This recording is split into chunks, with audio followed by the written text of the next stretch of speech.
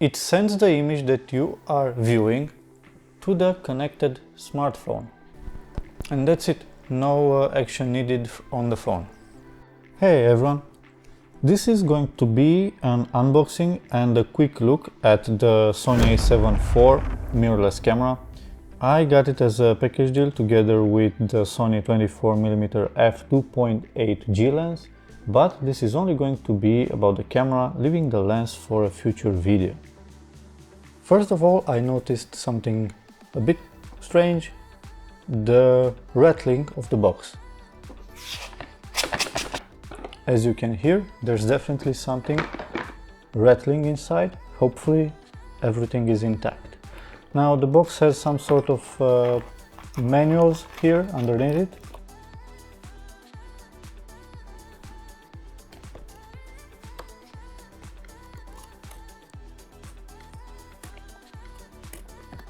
Okay, that's it. It's done. And I'll just open the box.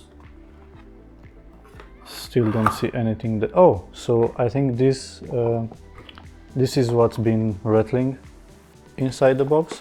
As you can see, there's two types of adapters here. So I'm going to put those here.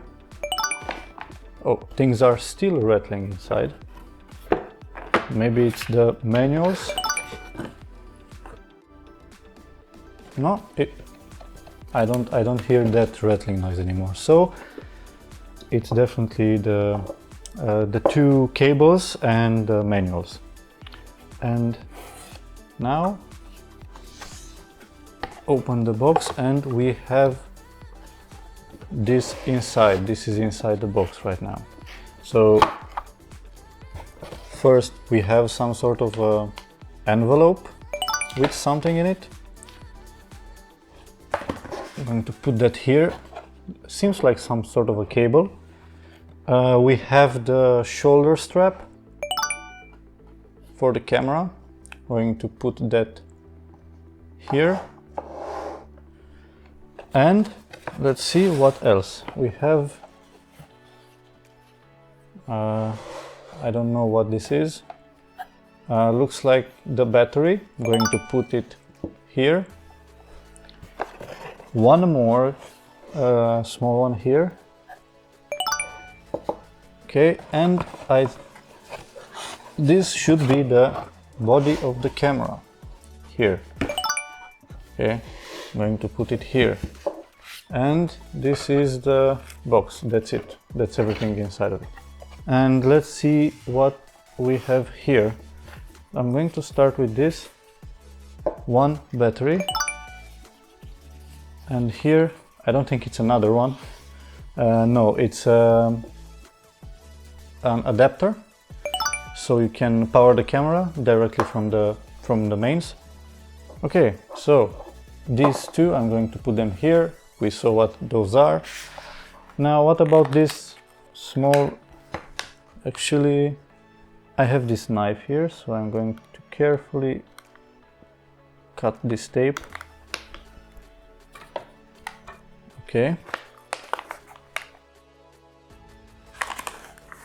And yes, this is the USB cable which goes here like this, and the USB Type-C plug here, which supposedly goes into the camera, right? Okay. And now the body of the camera.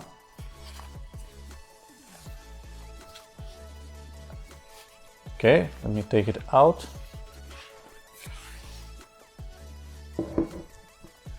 And yeah, this is it. So it's a 33 megapixel back illuminated sensor. That means it has quite good low light performance. It can shoot 10 frames per second in compressed RAW and only 6 frames per second in full RAW. Here is the battery compartment.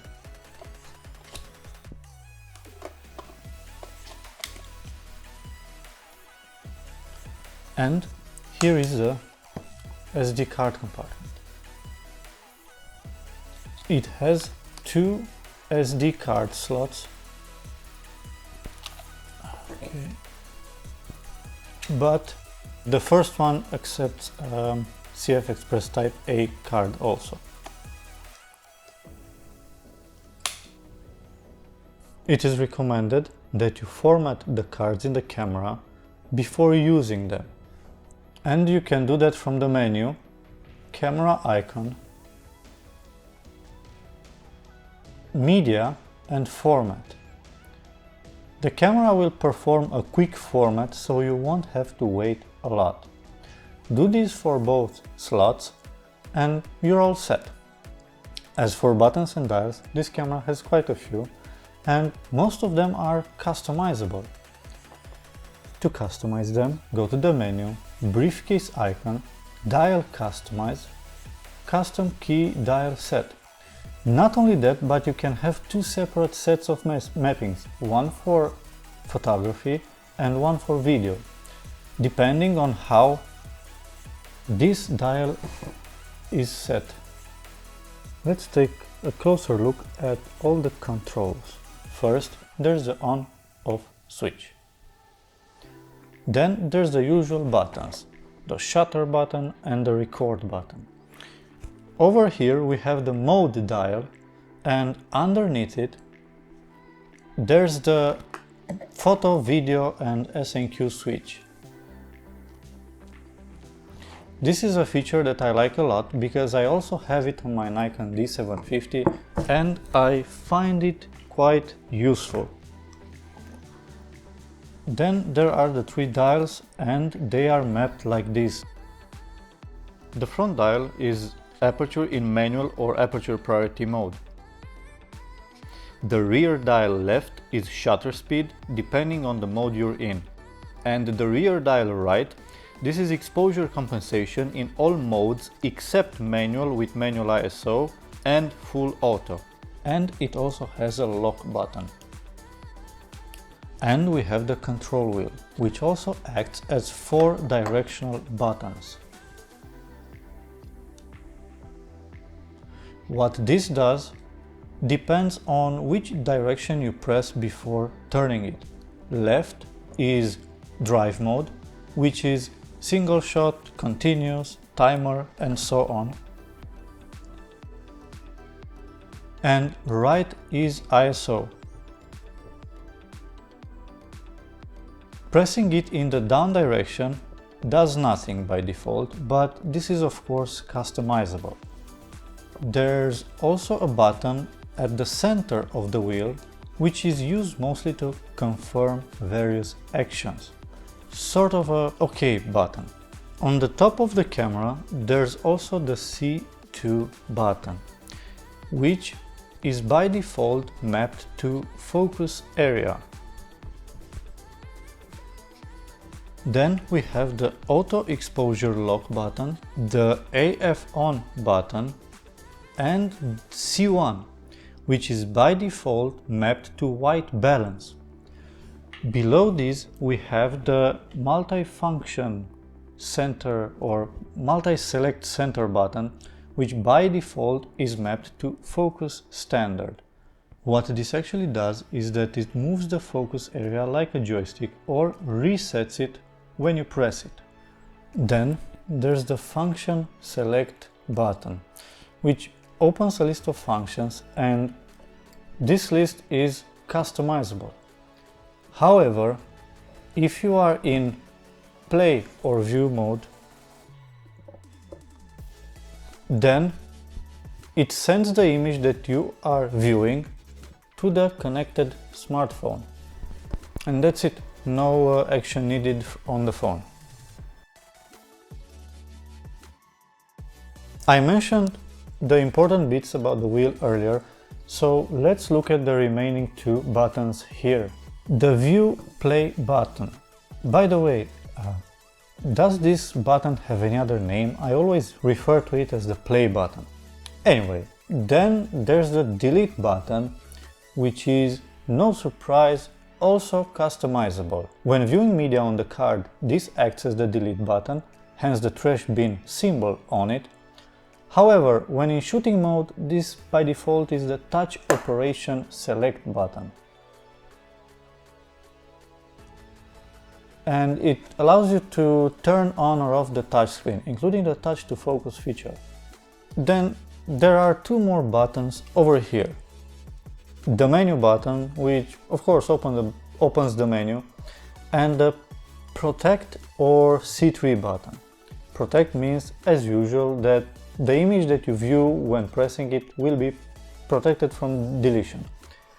But when in shooting mode, C3 by default opens the focus mode selection screen. However, this only works if a compatible lens is on the camera, and without a lens it does this. It would appear that we went through all the controls on this camera, but there is actually one more button, and it is located on the lens. You heard it right, it's on the lens, and it's customizable. So here it is, it's called the focus hold button, but since almost everything else can be customized on this camera, why not this one, right? So its function can be configured from the same menu as all the other buttons, which is briefcase, dial customize, custom key dial set, then go to the fourth option, which is lens, this one. You'll find this button on a lot of Sony lenses, some Sigma lenses, and possibly some others. For example, the Sigma 20mm f1.4 DG/DN lens has it right here. To sum things up, on the Sony A7 IV you can customize 12 buttons, the 3 dials at the top and the wheel. Additionally, if your lens has it, you can also customize the focus hold button. Well, I hope that these first impressions on the Sony A7 IV mirrorless camera have been informative. Thank you for watching and have a great day, everyone!